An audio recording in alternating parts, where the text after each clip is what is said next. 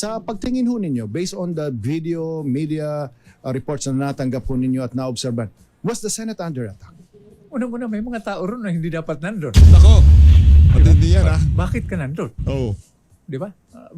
Di ba? Sino ka? Napanood nyo naman yung ating intro. Mga punto de vista ho nitong si dating Senator Ringo Honasan ang ating pag-uusapan dito sa video na to. Pero bago yan, isang like at isang subscribe. Masaya na ho tayo dyan at sa mga gusto sumali sa ating community, yung join button, nandyan lang ho sa baba. Ayun na nga, usap-usapan ho ngayon sa mundo ng social media yung di umanong mangyayaring rigodon sa Senado sa Lunes. Nagsalita ho itong si Mig Zubiri, ayaw naman daw ho niya na nakuhanin ang liderato dyan sa Senado. Bakit? Bakit ayaw ni Tuta Soto? Masama ba loob niya doon sa mga nang iwan sa kanya na dating kasama niya sa majority? Itong si Migs ayaw naman niya. Baka alam din ni Migs na wala siyang boto. Pagkatapos yung sabihin ng mga taga-minority na stage yung nangyaring pagsalakay sa Senado, nagawa-gawa lamang yon, di ba? Nakasalanan ng Sergeant at Arms. Paano sa tingin niyo ho mga kababayan, para doon sa mga minority na nasa loob ng gusali habang nangyayari yung napakatinding komusyon diyan sa Senado, sa tingin niyo ho ba iboboto ho nila kung sino man yung mga senador na mabilis pa sa alas 4 nung meron silang narinig na tip na merong mangyayaring pag-aresto kay Senator Boto, mabilis pa sa alas 4, umiskapo ho sila dyan sa Senado. Yun talaga, literal na sila ay tumakas. Tumakas ho sila Di ba? Mabilis pa sa alas 4, isa nga pinagbabato ng tubig sa labas sa Senado, di ba? Si Tuta Soto. Yan ang problema natin. Ito ang balita. Mig Zubiri. Usap-usapang ipapalit kay SP Cayetano. Nasa si Tuta Soto. Ayaw namin si Migs. Kung merong papalit kay SP Alan, gusto namin si Tuta Soto. Diba? Magaling yan. Parliamentary proceedings. Diba? Pagdating sa parliamentary proceedings, Tuta Soto yan. Wala nang masusay. Ay, problema, ayaw niya mag-imbestiga sa Blue Ribbon Committee hearing. Diba? Diba? Binabanjing-banjing niya yung Blue Ribbon Committee hearing, silang dalawa nitong si Ping Lacson. Yun ang problema natin dito. Ngayon siguro nakikita nitong si Mig Zubiri na talagang puro kababuyan ang ginagawa ng administrasyon na to. Dapat nang putulin ang mga kalokohan na nangyayari ngayong mga panahon na to. Kaya siguro, at alam niya siguro walang boto, kaya hindi siya interesado. Ito kabuuan ng balita na yan mga kababayan. Mig Zubiri usap-usapang ipapalit kay SP Cayetano. Naku, matindi ito.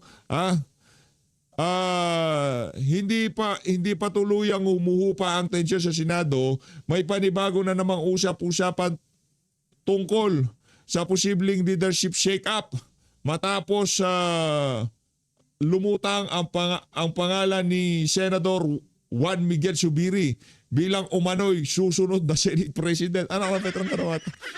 Ano ba yan? Ayon sa ulat ng Billionaire News Channel, si Zubiri ay tinutukoy umano bilang consensus candidate. Consensus candidate na posibleng suportahan ng ilang senador mula sa kabilang kampo upang mapakalma ang umiinit na tensyon sa mataas na kapulungan. Ano naman yung mga kababayan? Yung tensyon hindi naman nanggagaling sa pamunuan. Kayo naman, hindi nanggagaling sa pamunuan, hindi nanggagaling ang tensyon dito kay Senator Alan. Pinapataas nila ang tensyon para pagbukahin na magulo ang sitwasyon. Diba? Diyan sa Senado. May mga ulat din na ipinag-uusapan ang posibilidad na makabuo siya ng sapat na boto sa pamamagitan ng tinatawag na shitmate block. Bagamat wala pang kumpirmasyon mula sa Senado.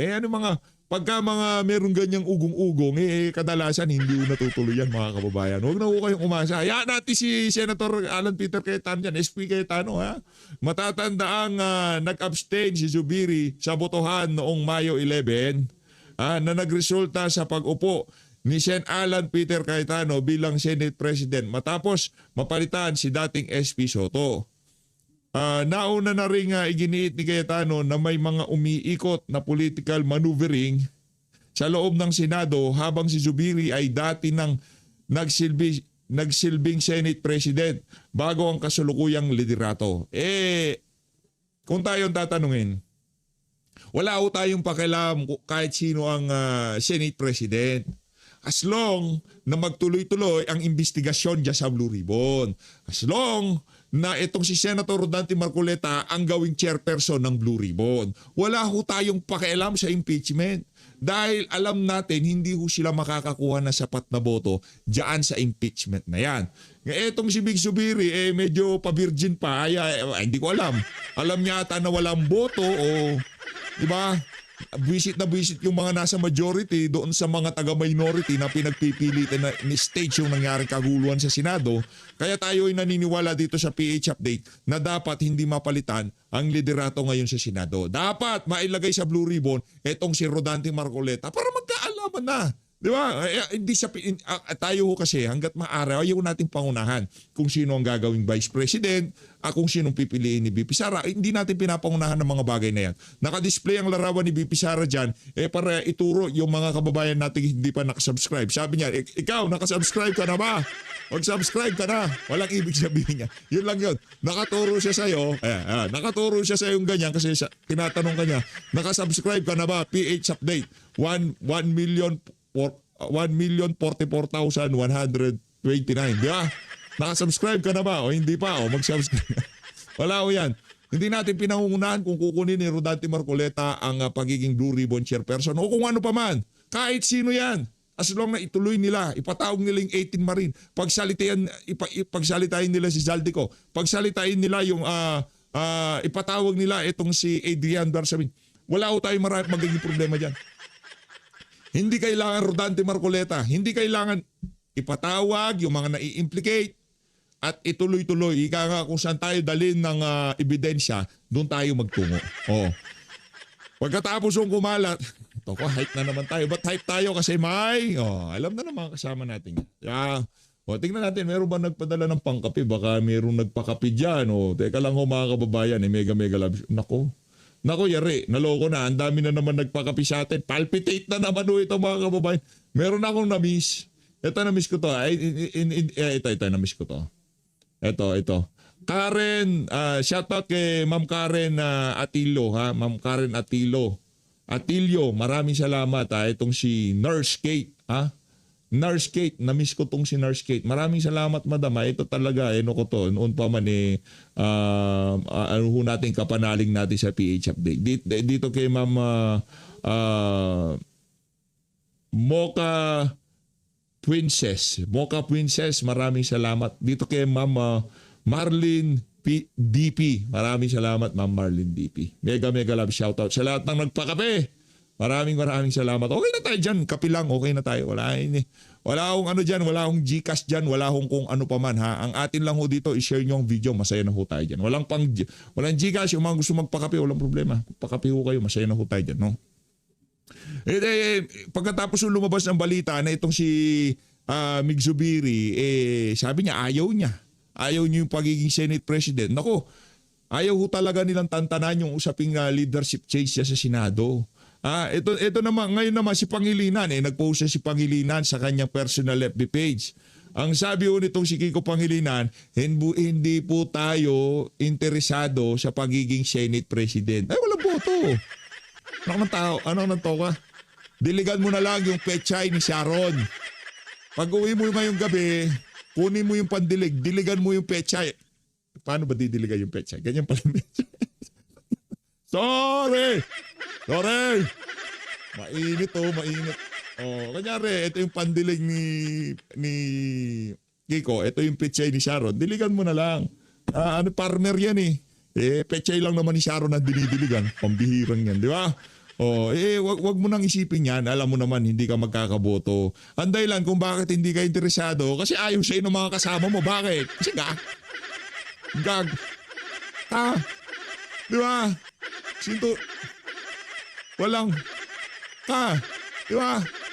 Yun ka Kiko Pangilinan. Siguro para sa mga Talyanista Tensaymada, mga Dilawan Pinklawan, santo kanila, pero sa sambayan ng Pilipino, basura ka. Ito, SP Kiko, unok nang to, wasarap pakinggan sa tinga. Senate President Kiko tagadilig ng pichay ni Sharon. Ayos, ba? Pambira ito. Nilinaw ni Senator Kiko Pangilinan na wala siyang interes na maging Senate President. Kasunod ito ng paglabas ng mga ulat tungkol sa posibleng kudita sa Senado. Kudita na naman. Nakmantoka. Yung mga taga-Malacanang, itong si Ralph Recto, parang sinisilaban ng puwit nila. Pagka nare-realize nila, pagka naiisip nila, si Alan Peter Cayetano ang magiging presiding officer sa impeachment ni Sara. Pag naiisip nila na magtutuloy-tuloy ang investigasyon sa flood control at mai-implicate itong si ganito, si Garjola, ito kaibigan ni Garjola. PH, langya ka PH ha. Marami ka nang nalalaman. Kasalanan yan ni Kong Leviste. Nga kayo. Para kay Pangilinan, mas malaga sa kanya ang pagtutok sa food security ng bansa kaysa sa Senate leadership. Aba! Kala ko sasabihin nitong si Boy Pechay mas malaga ang pagdidilig niya ng Pechay dito kay Sharon. Ang tanong, bago ka nag-post sa FB page mo, sinigurado mo bang yung mga dahon ng pechay ni Sharon malinis na? Malinis na, edi approve. Approve. At sigurado sasabihin ni Sir Robin sa'yo, approve. Sino maganda? Si Ma'am Sharon o si Ma'am Mariel? All the way, Ma'am Mariel. Team Mariel, siyempre. Ano ka ka? Alam ko, si Ma'am Mariel, Senator Robin lang yan. Kauna-unahang boyfriend at di ba? Yan ang pagkakaparehas namin itong si Sean Robin. Yung asawa niya, siya ang kauna-unahan at kauli-ulihan. Ang atin, tayo ang kauna-unahan at tayo ang kauli-ulihan. Palakpakan. Palupit. Dito tayo kay Senator. Tuloy pa ba tayo? Meron pa kasi tayong isang balita dito eh. Balagbagan kasi itong... nako, ito na. Sana, susunod na video kung napaliwanag, patalakayin to. Next video na ito, abangan nyo na lang. Ombudsman, inuumpisahan na nilang painitin na sitwasyon. Anak ng toka. Palakpakan para dito sa ombudsman. Galing-galingan nyo lang, anak ng toka. Ang mundo umiikot. Meron kong tawagin sa mundo, sa universe. Meron kong tawagin ay salitang karma. Okay? Karma. Okay? Ang pinananalangin ko para doon sa mga siraulo na ginagamit ang kanilang mga pwesto para padapain ang kanilang mga kalaban sa politika. Sana hindi mangyari sa inyo yung ginagawa nyo ngayon na yan sa inyong mga kalaban. Okay? Yun lang. Mamaya na yan kay Cheese.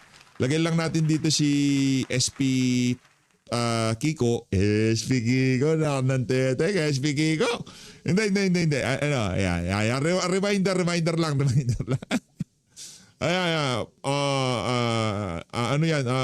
Accomplishment ng Marcos administration. Let's go. Tanggalin natin yan. Dito tayo kay Senator Greg. Game. Dr. Cesar, mga kabayan natin, mga nanonood, nakikinig, ay hindi lamang sa buong bansa, sa buong mundo. Correct. Pinanonood tayo ng... Oo. Sa analytics na Sir Greg, sa next election, ako gusto kitang makita sa Senado sa totoo lang. Gusto natin makita yan si Greg Honasan sa Senado. Sana sa 2028 tumakbo ka dahil ako naniniwala na mas magaling ka kay Ping Lacson. Okay? Ako naniniwala na mas tapat ka kay Tuta Soto. Alam ko kayo yung mga macho black. Yung mga kasama macho black, puntahan mo, pagbabatukan mo, naging aso. Naging mga malalamya, naging mga utusan ni Kokak. Anak ng Petrang Garamata. ang Manila Broadcasting Company, may mga panahon na ang nanonood sa Facebook, sa YouTube is 25% mula sa Amerika. dito sa Disarich. Oo. Anong tiningnan na ilan yung OFW, ilan yung nasa Asia, ilan yung nasa Middle East, sa Europe, outside the Philippines. Imagine 25% na nakikinig at nanonood sa atin sa YouTube. Dr. Cesar, dagdag ko lang. Oho. 14 million na Pilipino ang nagkalat sa 200 na bansa sa buong mundo. 14 million. 1-4. 1-4. Okay. Oo. Tapos halos lagpas ng kalahati ng magdaragat. Seamen. Pilipino. Filipino. So sabi na, pag tumigil magtrabaho ang Pilipino sa Washington, sa United Nations, sa karagatan, babagal ang ekonomiya ng mundo. Ng mundo. Oo. Ganun tayo katindi ngayon. Ng mundo. Kayo ay minsan naging chairman ng Senate Committee on Energy at napag-uusapan namin yung, alam mo yung ingay sa Senado, sa Kongreso at kung saan-saan pa. Biglang nabulaga tayo. Madalas tayong nabubulaga eh. Dati yung PCO hepe, siya ang leader ng PCO dati si Cesar Chavez. Umalis siya dahil nga hirap eh. Hirap ng trabaho kung mga adik yung mga ginagawan mo ng magandang naratibo, anak ng toka, puro pagnanakaw ginagawa nila, di ba? Nabulaga tayo ng yellow alert, ng red alert, 2 million customers, consumers ng Meralco apektado Wednesday and Thursday. Sa tingin ho ninyo, ano ang unang pumasok sa inyo nung narinig ninyo ang yellow alert, red alert na naging laganap At saka sa Luzon? kanina, Oo, si at saka Atty. kanina. Cynthia. Oo. Nung panahon ni former President Duterte, Nako. Dr. Cesar, no? Nagpunta kami sa Davao ni former Senator President Soto, Senator Lacson, at kasama namin si Mr. Eddie Manyala, na dating chairman ng Philippine National Oil Company. Okay. Ang mungkahi namin, sabi namin, Mr. President, habang maaga-aga, wala pa nung mga oil at energy crisis, no? Habang maaga-aga. Habang maaga. Foresight yun. Ibig sabihin, foresight. Foresight para hindi Nakita tayo nyo na yun. reactive. Oo. Hindi tayo magtatatalon kapag nandyan na, nakabungad na. No? Sabi namin, merong joint marine seismic undertaking sa pagitan ng China, Okay. ng Vietnam at ng Pilipinas. Paano ni former President Gloria Macapagal Arroyo? Vietnam, China, and Philippines. Yes, so mungkahin nung ganito, no? Ang usapan, wala kayong technology, yun ang sinasabi natin eh. At kulang kayo sa pondo, pahihiramin namin kayo. Yung hatian, saka na pag-usapan yan. At itong lugar, no, kung saan may natural gas at energy, dahil itong kuryente, nakabase rin yan sa langis, no? Wala yan sa conflict area. Wala yan sa West Philippine Sea. Nasa dulo ng Palawan. Service Contract 63, ang sabi. Naging chairman din kasi ako ng Energy Committee, no? Wala naman ako alam. Hindi naman ako energy expert. Sa energy, Dr. Cesar, para sa ating mga kabayan, dalawa lang ang batayan. Steady supply. Huwag maputol ang supply ng langis para hindi maapektuhan yung supply ng kuryente. At saka reasonable prices. Okay. Abot kaya nung pangkaraniwang mamayan. Okay? So, ganun ang usapan. Kaya lang siyempre, nung nagpalit ang administrasyon, iba na naman ang focus. So, kung itinuloy yun, kahit na may Ganito. ganito May sitwasyon, tag-init. tag-init, hindi lang. Pati yung nangyayari sa Middle East ngayon, yes. baka mas magaan ang epekto sa mga kababayan natin. Joint Seismic Marine Marine Undertaking. Undertaking. JSMU. China, China, Vietnam, at Philippines. Yes. Sa dulo, sa baba ng Palawan. ng Palawan. Yes, wala sa conflict zone. area. Wala sa conflict area. Hindi pag-aawayan yun. Was it officially recommended? Yun nga, naputol doon. Hindi na namin alam. So ngayon, Anong action ho yun? Executive action? Both Executive- houses of Congress? executive Grabe, no? action, energy policy yun eh. Naputol Energy eh. policy? At hindi pwede maghintay. Ang epekto kasi niyan, no? Pag kakulangan sa langis. With completed staff work. Oo, kompleto yun. China na nagsasabi na pag-usapan natin ito. No? Okay. So hindi na ituloy dahil alam mo na yung kasaysayan natin. Bagong presidente, bagong mayor, bagong senado. Sabi ni author Renato Constantino, Yes. the continuing past. Continuing pa. yung pag may bagong nagpapalit, bagong hari, bagong ugali, bagong patakaran. Isa sa ugat ng instability natin, bagong administrasyon, walang continuity. Basta't identified sa previous, lalo na kung kalaban sa politika, May epekto yan doon sa current issue, no? Cultural ba yan? Cultural, political. Cultural ba yan ng, it's a political culture ng mga Pilipino? Yun nga. Hindi na ba tayo gagraduate dyan? Naalala ko from Macapagal to Ramos. Ramos to Cory. Cory, di ba? Susugin Wala natin, mas malayo Mas pa. Nangyari lang yung continuity na yan. Hulaan nyo ko kanino. Kaya bilib na bilib tayo dito sa presidente na to. Hindi ko na sasabihin yung pangalan. Lahat ng proyekto ng kanyang pinalitan na presidente, tinuloy niya. At hindi niya kinredit grab. Sinabi niya, hindi akin yan. Na, tinapos ko lang, inumpisahan niya nung bago sa akin. Sino yung presidente na yan? I-comment niyo sa baba kung kilala niyo yan. Kaya bilib na bilib tayo dyan eh. Di ba? Kaya kung pag tinatanong tayo, bakit suportado niyo yung mama na yan? Anong meron dyan? Dahil doon, siya ang katangi-tanging presidente ng Pilipinas na nagtuloy. Walang itinigil. Anong itinigil? Laglag bala lang ang itinigil. Ayun, merong nang hit. Hit na kagad. Ano ba yan? Naitigil lang yung korupsyon, nakawan, mga kalokohan, droga. Diba? Kahit pa paano yung ibang mga suliran natin dito sa bansa na to. Kahit pa paano naitigil. Hindi ko sinabing totally na nawala ha. Kahit pa paano naitigil. Sino yan? I-comment nyo sa baba. Malayo pa. Marcos Sr. Marcos Sr. Yeah, I was referring to Marcos Sr. Oh, Marcos Sr. Oo. 40 years ago. Okay, so nag-EDSA tayo. People power, no? Revolutionary government, freedom constitution. Di ba? We have been doing the same thing. So, Politically, economically, national security, the same thing over and over again and expecting a different result. results. Ano ang isa sa una natin ginawa noong 86? Gumawa tayo ng eleksyon. Imbis na ayusin muna yung Sistema. Yung COMELEC. Yung COMELEC. Ayusin yung sistema. Yan. Kumbaga nagpalit lang ng damit. Nagpalit ng damit. Nagpalit ng daw, Continuity. nagpalit ng mukha. Well, actually, hindi nagpalit ng mukha. Yung mga nanumuno sa mga probinsya, the same pa din. Ano? At sistema. Alright. Ngayon, Tinitingnan ko yung bakit nangyayari ito? Bakit nangyayari ito? Bakit paulit-ulit na nangyayari ito? Di ba? To a certain extent, nagkaroon ng pag-asa, di ba? Nung 1987, nakita ko yung composition ng 8th Congress. From Jubito Salonga, Tito Gingonan, Neptali Gonzales. Dalawa lang ang minority noon. Juan Ponce Enrile, Erap Estrada. But few months after, Erap Estrada joined the majority. Senate reporter ako noon, Manny Greg. Ano? Hindi ganyan kagulo. pero ako, Dr. Cesar, Okay. no? Hindi ko sinasabing wag natin pansinin itong sitwasyon. No? Alright. Ganon tayo katinding mga Pilipino. Sa dunong, world class tayo. Hindi, pwede tayo makipagsabayan sa ibang, Understood. sa ibang lahi. Pero sa puso, champion tayo. Ang dami ng libro na isinulat tungkol sa kultura natin.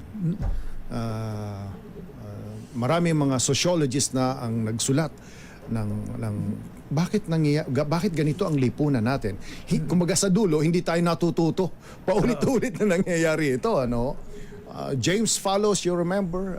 The damage culture, imagine. Nag-react tayo lahat doon. Imagine, itong isang foreign writer ng Atlanta Monthly ay magsulat ng Pilipino ay damage culture. Kaya paulit-ulit na nangyayari ito. Is it a cultural thing? Is it a political cultural thing? Kasi gusto ko... Ano nga sa... yung tanong masyadong obvious ang sagot eh. 'Di ba? Kung bakit tayo nasasadlak dito sa kalagayan natin na to, dahil doon sa mga ganong klaseng kaganapan, 'di ba? Dahil doon sa ganong klaseng mentality ng mga Pilipino. Kung sana makita ano ba ugat nito. Ngayon, Dr. Cesar, cultural, political, mahirapan nga ako mag-spell ng cultural. Magsimula tayo sa geography. Alright. Kung nasaan tayo sa mapa. Okay. Tatlo ang pinagdadaanan ng eroplano at barko, no? Tatlong tinatawag na choke points. Yung sa Honshu, Japan yan. Japan. Bashi Strait. Sa gitna ng Taiwan at Pilipinas. Northern Luzon, Region 1 and Region 2, di ba? Tapos Palawan. Sa tatlong choke point, toll gate. Kung kailangan mo ng RFID, dalawa hawak natin. Sa mga daanang ito. Daan ito. Hindi natin sinisingil. Hindi natin sinisingil. We can command. Okay. We can take advantage. Yes. Globally, Yan ang pinanggagalingan ng lakas natin. Ibig sabihin, Yung geography strategically, natin. maganda tayo. Yes. Alright. Pero yan din ang balakid sa ating pagkakaisa. Bakit? Archipelago tayo. Any threat, domestically and globally, has to cross bodies of water. Ang pag-iisip pa rin natin, punta na tayo dun sa cultural at historical, no? Ang pag-iisip natin ay Ilocano, Bicolano, Bisaya, Muslim. Diba? Ngayon, i-push mo yung envelope, diba? Pro-BBM, anti-BBM. Pro-Duterte, anti-Duterte. Pro-China, anti-China. Pro-US, anti-US.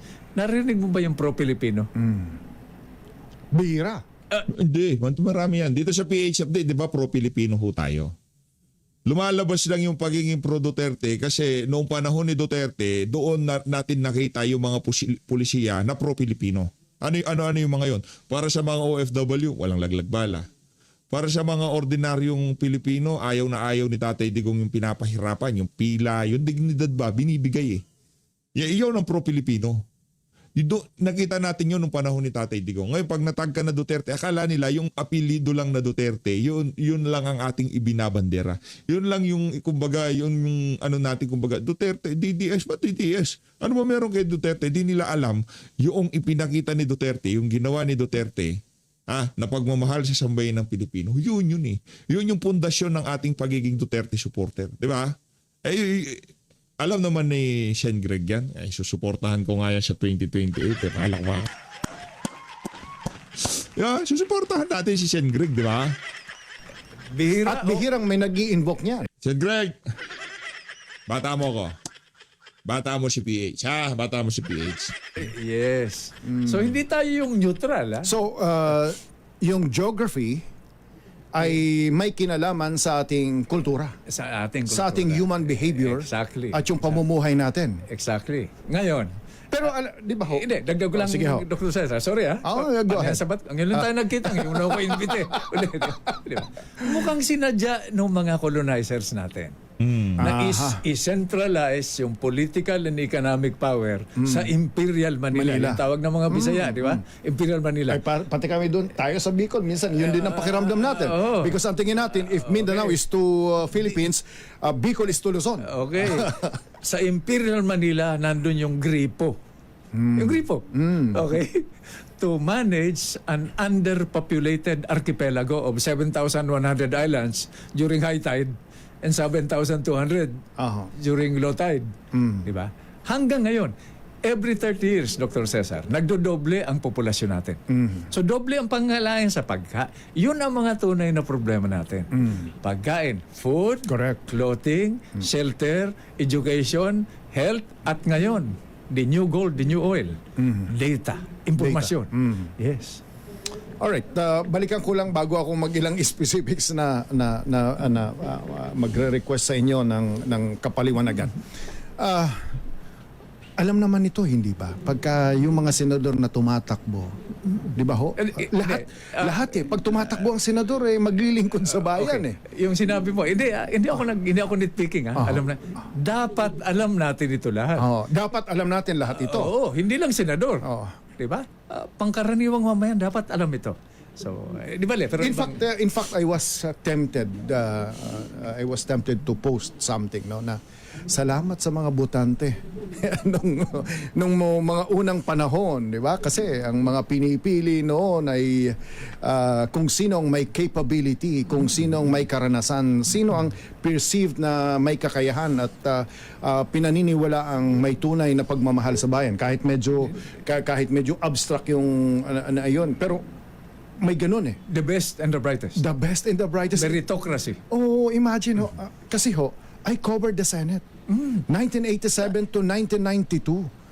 Hindi ako nakakita ng isang senador hinahamon ng suntukan yung dalawang dating Senate President hinahamon yung gusto mo suntukan tayo. Tapos nung kahapon ay nung the other day Si Trililing nakita na naman ako. Huwag mo akong hahawakan. As a young reporter, imagine, testigo ka sa kasaysayan. Hindi ko akalain na ganito.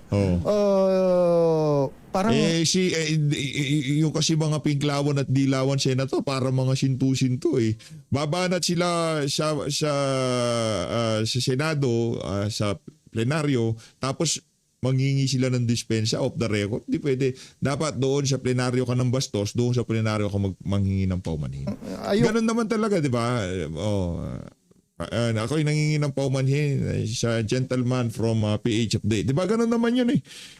Kumbaga nagbubulahan pa kayo, gentlewoman, diba? Aking iniidolo, ang kapitapitagan, mga ganyan yun. Bago mo i-address, bulahin mo muna. Kung salita yung ganito ba?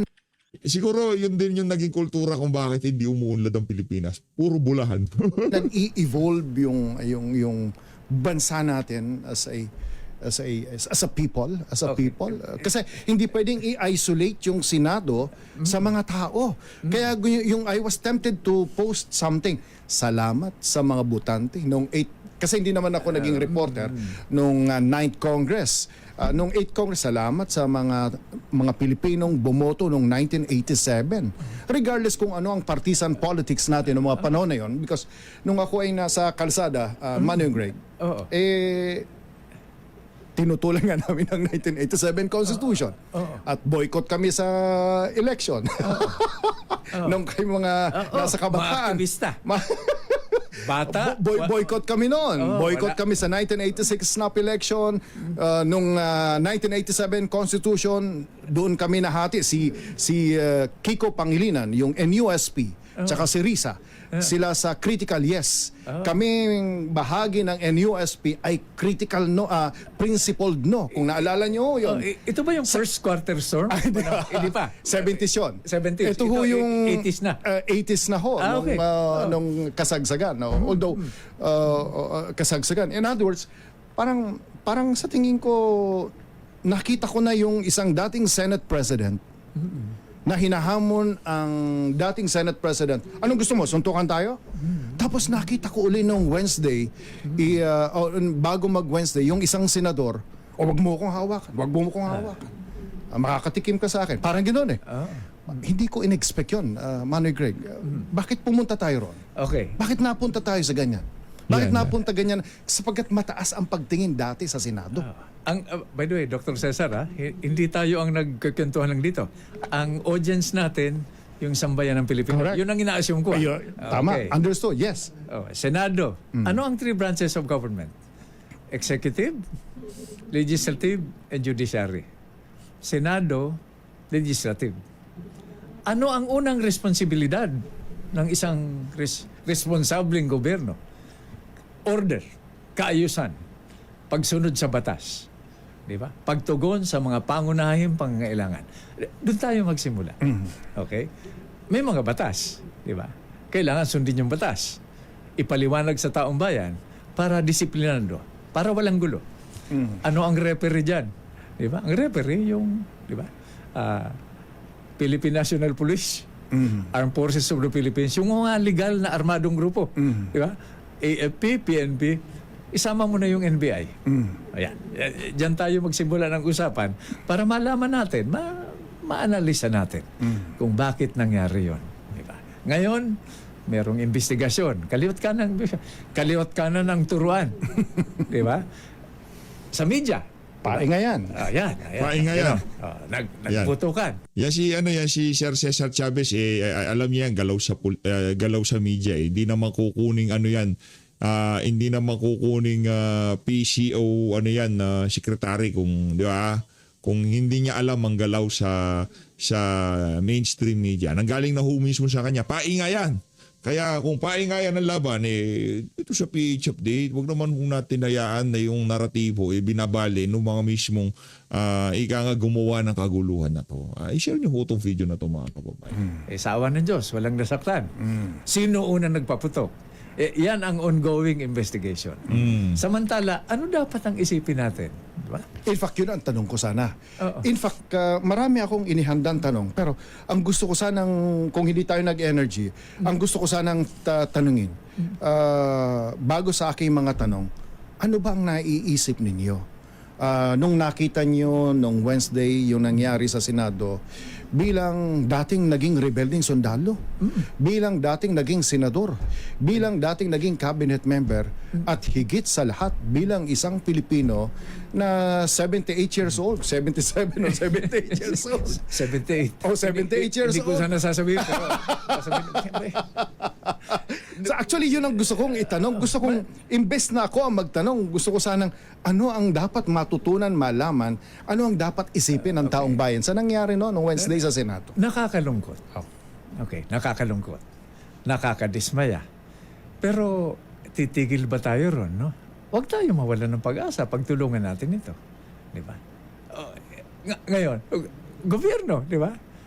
Yung dalawa natin pinakamataas na opisyal sa gobyerno. Nag-uusap ba yung dalawa ng maayos, di ba? Unity.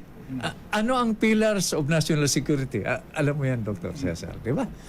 Political unity, social cohesion, pagkakaisa ng pag-iisip at damdamin ng buong mamamayan, at saka economic prosperity. O, magsimula tayo sa political unity. Nanonood tayo lahat, buong mundo. Kung yung presidente at vice-presidente natin hindi magkasundo, paano mo pagkakasunduin yung sambayang Pilipino? Correct. 120 million Pilipinos yan. Mahirap. Lahat may opinion.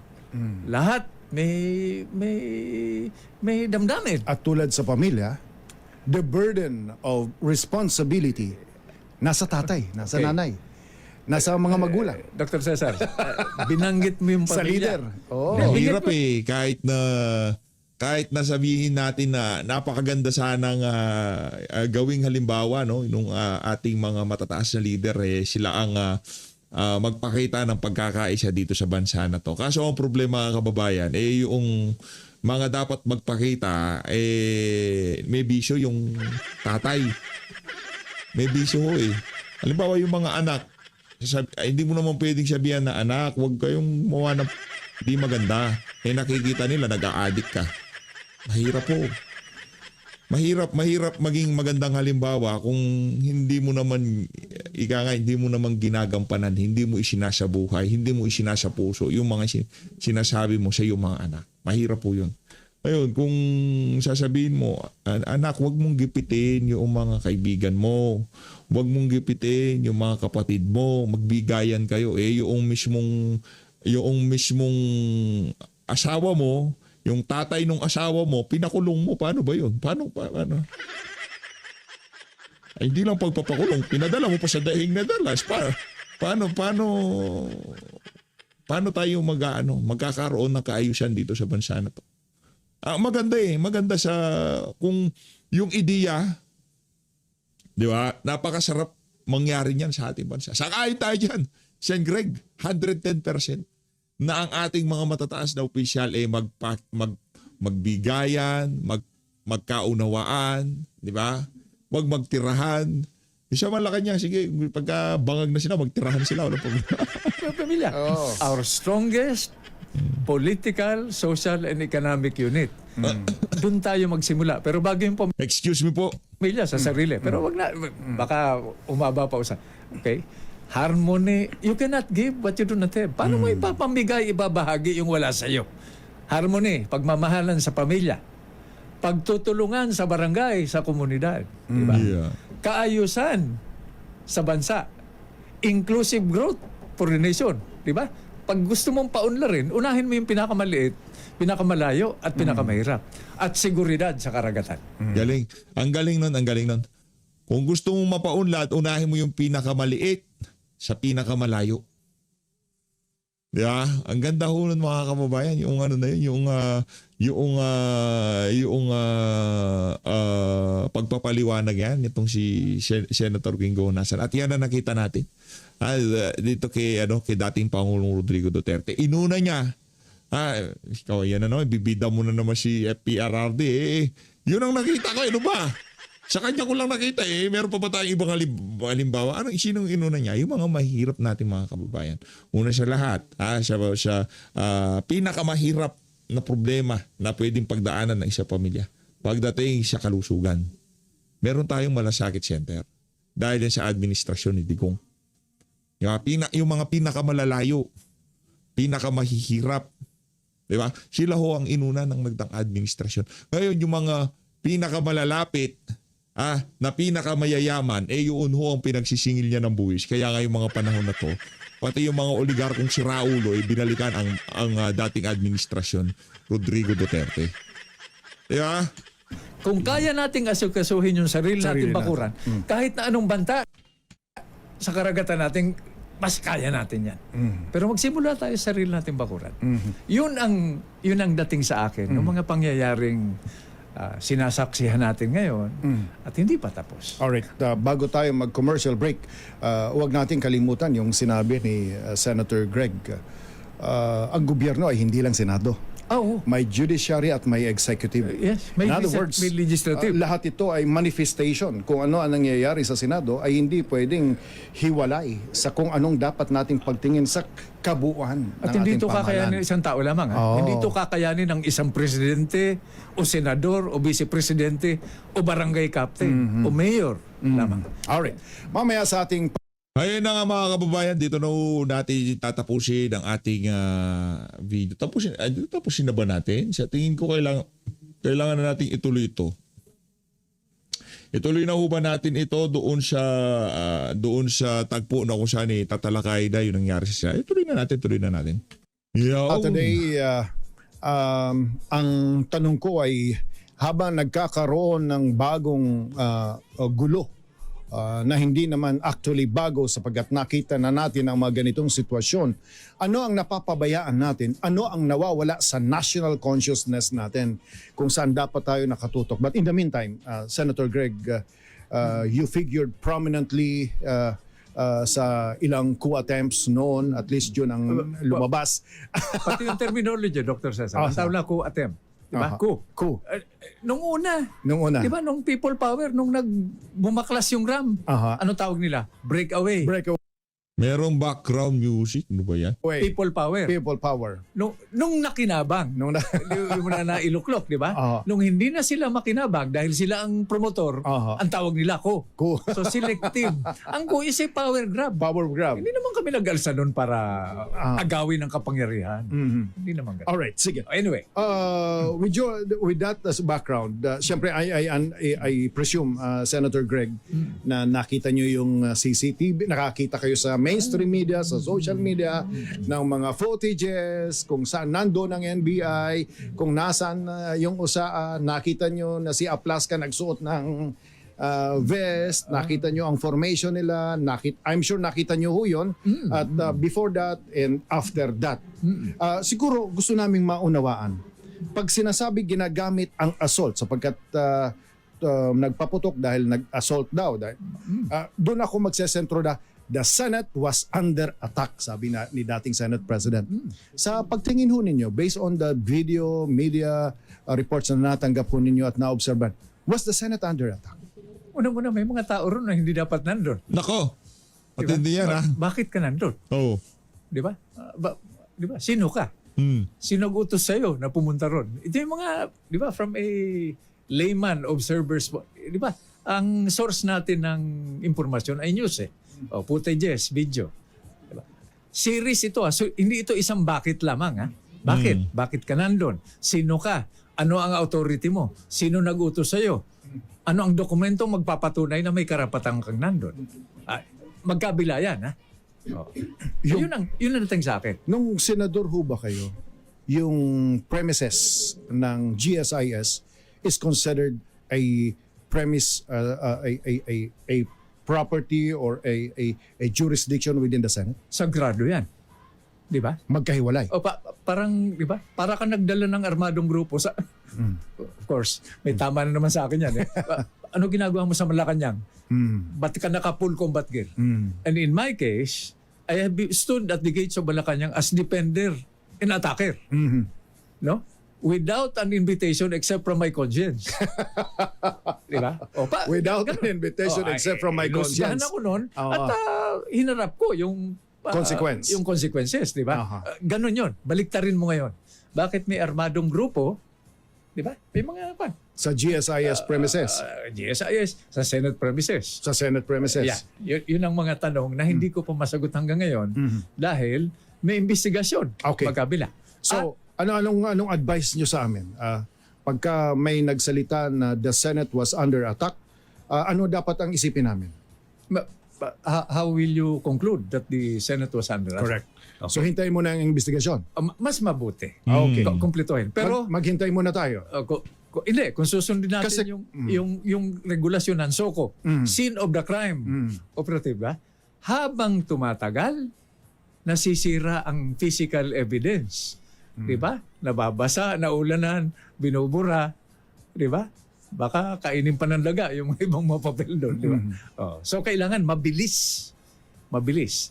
Ang nawawala sa atin, yung tanong mo kanina off the record, ano ang nawala sa atin sa insidenteng ito? Nawalan tayo ng panahon para asikasuhin yung mga tunay na problema ng bayan. At ano ito? Tanungin natin, kahit yan yung kumakain sa basuran, pagkain. Di ba? Edukasyon, pananamit, pabahay. Di ba? Pagpapagamot, public health, at datos. Yun ang nawawala sa focus natin dahil nabaling tayo dito sa pangyayari nga sa Senado. Hindi ba yung mga dati mong kasamahan o kaya yung mga nakaupo ngayong senador ay may responsibilidad na ibalik uli sa focus? Hindi ko pwedeng pangunahan sila. Judgment call, sila ang nasa pwesto ngayon. Pero hindi ho ba trabaho nila yun? Trabaho nilang mag-usap-usap. Di ba? Ang trabaho nila is gumawa ng batas. Kung ang Pangulo at ang pangalawang Pangulo ay hindi nag-uusap at gusto ko sanang ang dulo noon kung gagawa ako ng syllogism ay dapat isa sa kanila, which means the leader, ang mag-initiate ng pag-uusap, mag-usap tayo. Hindi ba sa Senado ganun din dapat? Ganun din dapat. Pero eto, backtrack tayo. Rewind tayo ng konti. Bago pa yung kampanya nung huling halalan, Dr. Cesar, hindi ba dito sa programa, may mukhahi tayo na yung mga buhay na presidente, yung bagong upo, at yung mga buhay na presidente, anuman ang pananaw natin tungkol sa politika nila, magkulong sa isang kwarto. Walang media, walang kamera, walang mikropono. Mag-usap-usap at pag-usapan hindi politika kundi yung kapakanan ng bansa. Isa lang na president, former president ang nagresponde. Ito, on record, si former President Gloria Macapagal Arroyo. Siya lang yung nagpasabing magandang mungkahi yan, former Senator Onasan. Naputol na rin. Kung nag-usap... Is it too late? Hindi. Si former President Duterte nasa dahig na. Si President Estrada medyo hirap na siya sa physically. correct, So, it's not too late na mag-usap si PGMA at BBM. It's never too late. It's never too late. never too late. A day It's never too late kung normal lang kaisipan ng kausap is mo. never too late. Never too late. 2 days Paano pagka-addict, Sen. Greg? to 28 is never too late. Pero gawin i-prioritize na natin. Dahil balik tayo sa katanungan mo ngayon. Ang nawawala sa atin napakahalagang panahon para asikasuhin yung tunay na problema. Okay. Nung panahon ni Cory Aquino. Hindi, dagdag ko lang, Dr. Cesar, di ba? Iaangkas mo na naman ito, o tayo, no, dun sa Senate reorganization. Di ba? Nagpalit ng liderato ang Senado. Normal yan sa Normal. Senado. Understood, yes. Di ba? Yes. Every 6 Nothing years, new, nagpapalit yes. tayo ng Nothing presidente. new. Oh. Every 3 years, nagpapalit tayo ng congressman, ng mayor. Every once in a while, nagpapalit tayo ng barangay captain. Pagbabago yan. Normal yan. Correct. Pero yung nabahiran, di ba, ng karahasan, di ba, under attack, ito yung manarinig natin ngayon, di ba? May nagpaputok. Sa normal na barilan, sa aking kaunting experience, may nasasaktan. Ibig sabihin, salamat po sa Diyos, sa Panginoon, na walang nagkasakitan. Correct. Dahil kung nagkasakitan doon, buhay. Section 3 ng Philippine Constitution. Yeah? Protect life, liberty, and property. I covered August 28, 1987 coup attempt. Yun ang ginamit noon ng media. And I covered the 1989 coup attempt from as early as 10 o'clock ng gabi hanggang December 6. The most critical was the first 2-3 days. December 1, 2. Siyempre, yung Makati siege, yung Makati bakbakan ay tuloy-tuloy. Pero naalala ko na mayroong statement doon na parang parang isa sa mga demands ng mga rebelding sundalo ay parang mag-create ng National Unification Council. After 86 yun. Correct. Yeah, I was referring to 1987 then also okay. in 1989. So, ibig sabihin, Dr. Cesar, It's yung the same 87 at 89, Oo. di ba? Yung mungkahi, yung mga hindi sinunod nung 86. Di ba? Revolutionary government, freedom constitution. Relevant pa yan sa panahon nito? Sa tingin ko, naniniwala ako na relevant. Naging chairman kayo ng Senate Committee on Unification. Peace, unification, and reconciliation. And Yes. reconciliation. Wala tayong peace policy. Wala tayong peace policy. Hanggang ngayon, Hanggang ngayon, national peace policy. wala kayong na-recommend. Nakabinbinyan. Walang na-recommend yung committee ho ninyo. or- Ang nagpurso lang nito, ang masugi nagpurso, si former President Fidel Ramos. Yes, yes. Diba? Yes. Oho. Yes. Pinakausap kami noon, bagito akong senador. Yun yung binabanggit kong leader. Yes. Yung leader na Muslim rebels. yung kalaban niya sa usap politika. tayo. Kalaban niya sa politika. Diba? 2 oras siyang Okay sana eh. Ang ganda ng trala kayo eh. Kaso, applicable lang ho ito doon sa mga hindi addict. Pero kung i-apply natin sa mga addict, mga siraulo ho yung mga yan. As always, maraming salamat to sa pag-support sa PH Update. Mag-ingat po yung lahat ng Pilipinas. Maraming salamat mga kababayan.